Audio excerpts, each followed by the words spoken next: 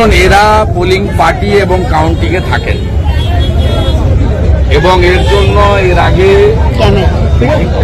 এরা নিজেদের আত্মবলিদানও পর্যন্ত দিতে বাধ্য হয়েছে, মার্ডার হয়েছে। এবং কিভাবে অসহায়ের মতো এরা দেখে ভোট চুরি হয়, ভোট লুট হয়। তাই এবারে এরা যেমন ডিএর সমর্থনে লড়াই ধর্মঘট করছে, সাথে সাথে গণতন্ত্র রক্ষা করার বিষয়েও কিন্তু সংগ্রামী যৌথমঞ্চ সোচ্চার।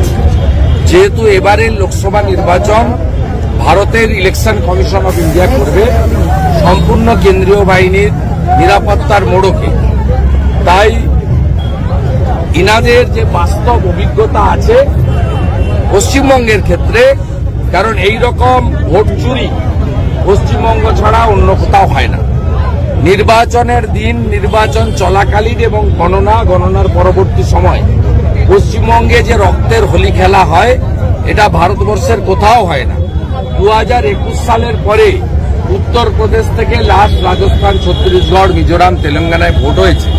কোথাও এ দল এসছে, ও দল গেছে, কোন দল থেকে গেছে, কোথাও কিন্তু no casualty, not a single case. কিন্তু পশ্চিমবঙ্গের ক্ষেত্রে আমরা ভয়াবহ অবস্থা দেখেছি, এমনকি পঞ্চায়েতে 55 জনকে খুন হতে হয়েছে। 1 কোটি গ্রামের মানুষ ভোটাধিকার থেকে বঞ্চিত হয়েছে। এবারেও 15,000 আসন বিনা প্রতিদ্বন্দ্বিতায় জিতেছে এবং প্রায় 20টার বেশি গণনা কেন্দ্রে গণনা কর্মী, গণনার থাকা বিরোধী দলের এজেন্ট প্রার্থীদের ঢুকতে দেওয়া হয়নি। 900 কোম্পানি সেন্ট্রাল ফোর্সকে বসিয়ে রেখে মমতা ব্যানার্জি তার নিজের ক্যাডারদের দিয়ে ভোট করেছে।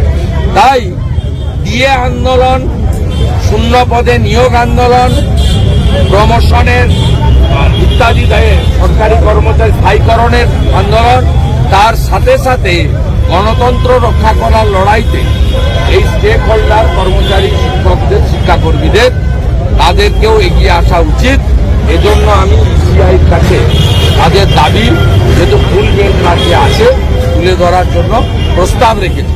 আর বলেছি আপনাদের মঞ্চ অরাজনৈতিক, কিন্তু আপনার আসুন আমরা একটা জায়গায় ঠিক করি যে নো ভোট টু মমতা। আমরা এই অত্যাচারী শাসকের বিরুদ্ধে ভোট করি, তাতে কোথা থেকে কে জিতবে জনগণ ঠিক করুন। আমি এই মঞ্চের বাইরে গিয়ে নিশ্চয়ই আমার দলের ওই ভোট চাইব, জনগণ ঠিক করুক তারা কাকে জেতাবে। সবাই মিলে যাতে আমরা বলি নো ভোট টু মমতা।